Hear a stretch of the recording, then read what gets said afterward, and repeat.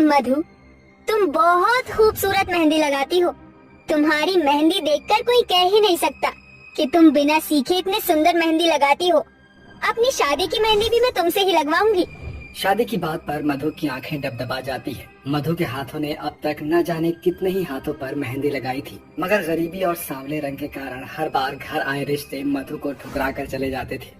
मगर कहते हैं ना कि ऊपर वाला हर इंसान में एक कमी के साथ एक खूबी भी देता है। मधु बहुत ही सुंदर मेहंदी लगाती थी, जिससे गांव की औरतें हर तीज त्योहार पर उससे ही मेहंदी लगाने आती थी। कुछ ही दिनों में मधु की शादी अखिलेश के साथ हो जाती है। आओ नई बहू, हमारे इस छोटे से घर में तुम्हारा स्वागत है। आज से इसे अपना ही घर समझो। मधु गृह प्रवेश करके अंदर आती है, तभी उसकी ननद गुंजन मधु के हाथों में रची मेहंदी देखकर कहती है, अरे वाह भाभी, आपके हाथों की मेहंदी के डिजाइन कितने सुंदर है और मेहंदी भी कितनी गाढ़ी रची है। आपने अपनी मेहंदी कौन से पार्लर से लगवाई? ननन जी, ये मेहंदी मैंने खुद से लगाई है। मुझे मेहंदी लगाने का बहुत ज्यादा शौक है। ये तो बड़ी अच्छी बात है मधु बहू, और बहू बेटियों के हाथों में ये सब हुनर तो होना ही चाहिए। जा बहू, तू जाकर आराम कर ले, थक गई होगी। फिर मधु अपने पति अखिलेश के साथ कमरे में आ जाती है। कमरे की हालत बहुत ही कच्ची और टूटी फूटी हुई थी और जमीन पर बस एक फटी हुई चटाई बिछी थी। मधु, तुम्हारे आने से पहले मैं इस कमरे में अकेला सोता था। मधु, तुम्हें तो पता ही है कि मैं रिक्शा चलाता हूँ और उसी से घर की रोजी रोटी चलाता हूँ। अजी आप चिंता मत कीजिए, मैं समझ सकती हूँ। जब घर में कमाने वाला एक हो तो गृहस्थी चलाना कितना कठिन होता है, मगर भगवान का शुक्र है हमारे सर पर छत तो है। भले ही मधु का रंग सांवला था, मगर उसके स्वभाव ने अखिलेश का दिल जीत लिया था। बहुत ही जल्द मधु अपने गरीब ससुराल में ढल गई। फिर एक दिन जब मधु बाजार से सब्जियां लेकर लौट रही थी, तभी वो मेहंदी के ढेरों पौधे देखकर रुक गई। अरे वाह, कितने सारे मेहंदी के पौधे हैं, इन्हें तोड़कर घर ले जाती हूँ। मधु मेहंदी के पत्ते तोड़कर मेहंदी के पौधे की एक मोटी सी कलम तोड़कर घर लाकर घर के आंगन की मिट्टी में बो देती है। गुजरते वक्त के साथ अब मानसून का महीना शुरू हो जाता है और उस दिन की बरसात कहर बनकर उस गरीब बहू के घर पर आ गिरती है। जब गरीब बहू के कमरे की छत कच्ची और कमजोर होने के कारण ढह जाती है, जिसके बाद मधु, उसका पति अखिलेश और उसकी सास और ननद भी एक ही कमरे में गुजारा करने पर मजबूर हो जाते हैं। सुनो जी, राशन खत्म हो गया है, थोड़े पैसे दे दो। मधु, अभी मेरे पास एक भी रुपया नहीं है। अभी मैं काम पर जा रहा हूँ, शाम तक राशन लेकर आता हूँ। ये बोलकर अखिलेश रिक्शा लेकर निकल जाता है। जहाँ पूरा चौक बाजार बारिश के पानी से भरा होता है, जैसे तैसे एक सवारी उसके रिक्शे पर बैठता है। तभी उसका रिक्शा खड्डे में फंस जाता है और रिक्शे का टायर फट जाता है। हताश होकर वो जैसे तैसे रिक्शा को खींचकर घर लाता है। अजी ये क्या हो गया? मधु, बड़ी मुश्किल से एक सवारी बैठी थी और ये हो गया। समझ में नहीं आ रहा क्या करूं। मेरे पास एक रुपया नहीं है कि रिक्शा ठीक करवाऊं। अजी आप चिंता मत करो, भगवान किसी न किसी को हमारी मदद के लिए जरूर भेजेगा। इतने में गांव की सबसे अमीर माया वहां आती है। अरे मधु बहू, आज शाम को मेरी बेटी किंजल की मेहंदी है, तो आ जाना। जी ठीक है काकी। शाम को मधु अपनी सास ननद के साथ मेहंदी में आती है। कुछ देर बाद, मम्मी इतनी देर हो गई, ये मेहंदी वाली कहाँ रह गई? अभी तक आई क्यों नहीं? अरे किंजल, उसने एन मौके पर आने से मना कर दिया। माया आंटी आप चिंता मत कीजिए, मुझे मेहंदी लगानी आती है।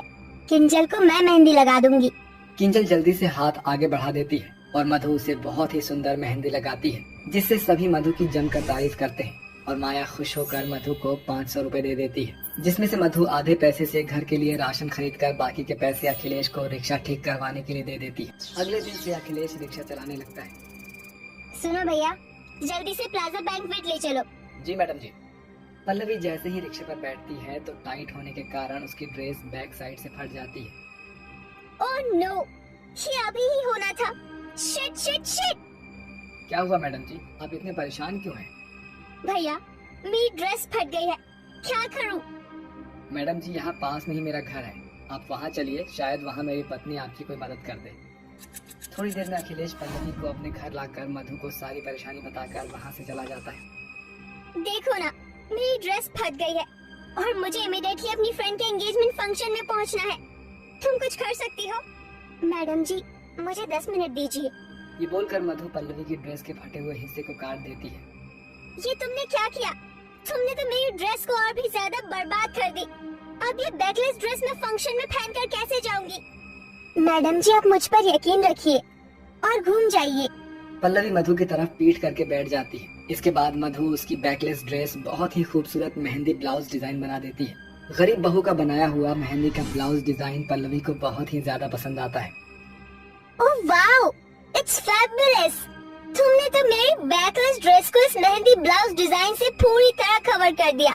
I love this, thank you so much.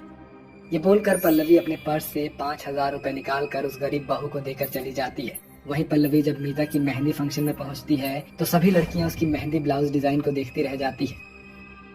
Oh wow Pallavi, you are looking so gorgeous.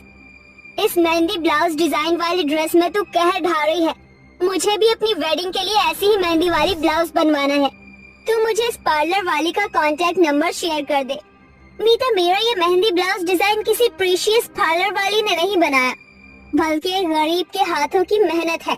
शादी से एक दिन पहले पल्लवी मीता को लेकर मधु के ससुराल आती है, जहां मधु के घर के गरीब हालत देखकर उन्हें काफी बुरा लगता है। मधु भाभी, आपसे मिलने कोई आया है। अरे मैडम जी, आप यहाँ? कैसा गया फंक्शन? फंक्शन बहुत ही फैबुलस था और तुमने जो मेहंदी ब्लाउज डिजाइन बनाया था सभी को पसंद आया। वैसे ये मेरी सहेली मीता है, कल इसकी शादी है, इसे भी मेहंदी ब्लाउज डिजाइन बनवाना है। वैसे ये शादी का लहंगा है, देखकर बताओ इस पर कौन सा ब्लाउज डिजाइन ज्यादा अच्छा लगेगा। और ब्लाउज डिजाइन के साथ मुझे हाथ पैरों पर भी वेडिंग मेहंदी लगवानी है, तो मैं तुम्हें 25,000 दे दूं। 25,000? अच्छा, तो फिर 30,000 ले लेना। इतनी बड़ी रकम सुनकर मधु अपनी गरीब सास ननद को देखने लगती है। फिर मधु जल्दी से मेहंदी पीस कर उसे कई सारे कोन तैयार कर लेती है। मैडम जी, आपका शादी का लहंगा बहुत हैवी है और आपका ब्लाउज फ्रंट से बैक नेक और पीछे से बैकलेस है। इस पर नेकलेस मेहंदी ब्लाउज डिजाइन सबसे खूबसूरत लगेगा। ओ, वही बना दो, बस मैं शादी में अच्छी लगूं। इसके बाद मधु बड़ी ही बारीकी के साथ मीता को बहुत ही खूबसूरत मेहंदी ब्लाउज डिजाइन बनाकर देती है, जो कि देखने में वाकई बहुत ही खूबसूरत था। मीता और पल्लवी के बाद धीरे धीरे बहुत सी लड़कियां उस गरीब बहू के घर खास एक खूबसूरत मेहंदी ब्लाउज डिजाइन लगवाने के लिए आती है, जिससे मधु को अच्छी खासी कमाई होने लगती है, जिससे वो सबसे पहले अपने ससुराल वालों के रहने के लिए एक पक्का घर बनवाती है। ये मधु के हाथों का हुनर और उसकी कड़ी मेहनत का फल था, जो उसने अपने हाथों के हुनर का इस्तेमाल करके आज अपने गरीब हालातों को पूरी तरह से बदल दिया था।